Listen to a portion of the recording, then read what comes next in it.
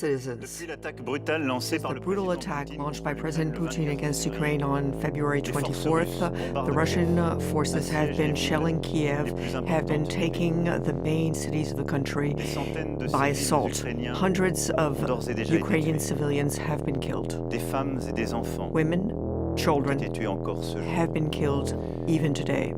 Les jours qui viennent In the seront next vraisemblablement few de plus days, en plus durs.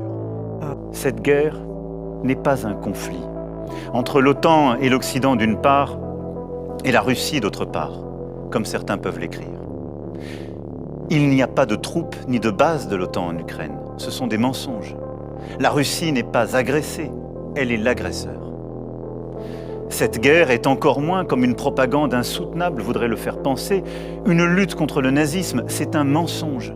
Les dirigeants russes s'en prennent à la mémoire de la Shoah en Ukraine, comme ils s'en prennent en Russie à la mémoire des crimes du stalinisme.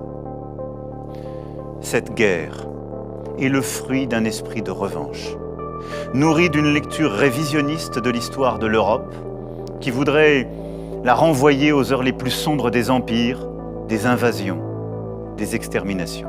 Nous sommes aujourd'hui aux côtés de tous les Russes qui, refusant qu'une guerre indigne soit menée en leur nom, ont l'esprit de responsabilité et le courage de défendre la paix, et qui le font savoir en Russie et ailleurs.